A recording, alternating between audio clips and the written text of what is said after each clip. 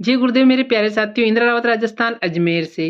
प्यारे साथियों, एक समय की बात है कि एक राज्य था जिसके अंदर एक राजा थे जो कि भेष बदल कर पूरे राज्य में रोज घूमते और लोगों के बारे में पता लगाया करते थे कि मेरे राज्य में किस प्रकार के लोग रहते हैं। तो यही उसका नियम था। तो इसी प्रकार एक बार घूमते घूमते वो जैसे ही राज्य की एक रास्ते से निकल रहे थे तो उसने क्या देखा कि रास्ते के बीचों बीच में एक आदमी अचेत होकर पड़ा था। जब उसने पास में जाकर देखा तो उसकी तो मृत्यु हो चुकी थी। तो ये देखकर वो बहुत हैरान था कि ये आदमी यहाँ पे मरा हुआ पड़ा है और इतने सारे लोग यहाँ से आ जा रहे हैं, निकल रहे हैं, दुकानें कर रहे हैं, लेकिन कोई भी इसको उठा नहीं रहा है। तो उसने सोचा कि ये सब कैसे और क्यों है? तो लेकिन जब लोगों को बोला पूछा उनसे कि तुम ऐसे कैसे लोग हो कि ये आदमी मरा हुआ पड़ा है और तुम इसको उठा भी नहीं रहे हो? तो सभी लोगों ने राजा साहब को बोला कि ये बहुत ही खराब आदमी था और ये शराब का काम करता था और जो कुछ भी उसके अंदर कुछ बुराइयां थी तो वो लोग राजा साहब को बताकर उसके बारे में उससे उल्टा नफरत करने लगे।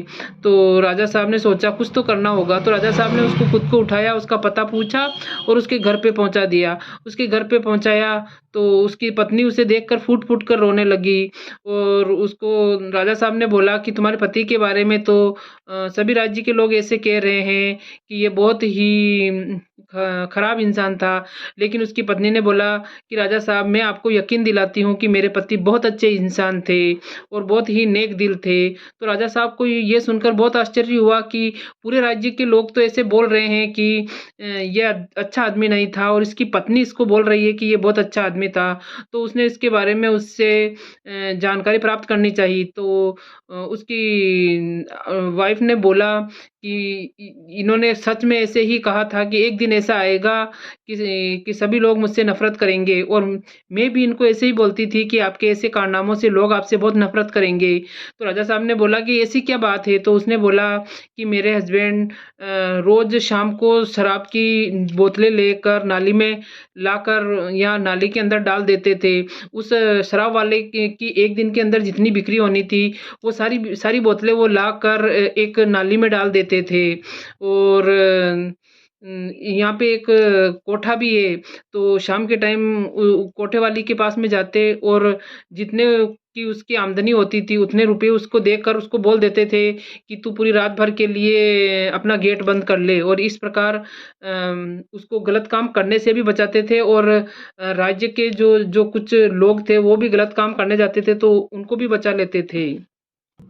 तो इस प्रकार राजा साहब मेरे पति ऐसे बोलते थे कि मैं सारी शराब को खरीद कर नाली में गिरा देता हूँ तो उससे भी बहुत सारी बुराइयां होने से बच जाती है और कोठे वाली को पैसे देकर उसको ये धंधा करने से रोक देता हूँ तो उसकी भी बुराइयां बंद हो जाती है और जो राज्य के लोग बिगड़ते हैं उससे भी रोकथाम हो जाती है।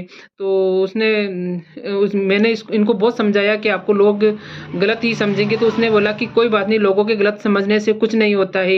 एक दिन देखना इस राज्य के राजा साहब मुझे उठाएंगे, अपने हाथों से नहलाएंगे, धुलाएंगे और वो खुद मेरा अंतिम संस्कार करेंगे। तो ये सुनकर राजा साहब को बहुत बड़ा धक्का लगा कि इतना अच्छा आदमी था और पूरे राज्य के लोग इसको गलत समझते रहे।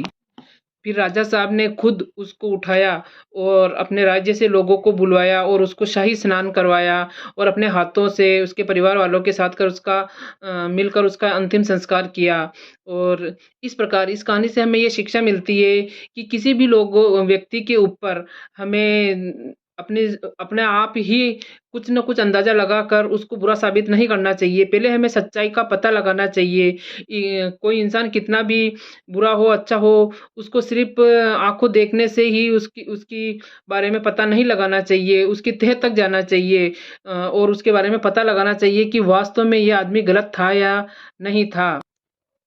लोग सिर्फ अपनी बुद्धि के अनुसार ही दूसरे लोगों को गलत समझ लेते हैं और इससे वो एक बहुत बड़े और बहुत ही अच्छे इंसान को गलत साबित कर देते हैं। तो मेरे प्यारे साथियों, आपको ये छोटी सी कहानी कैसी लगी? अच्छी लगी हो तो लाइक कमेंट और शेयर कीजिए, नए आए तो मेरे चैनल को सब्सक्राइब कीजिए। जय गुरुदेव।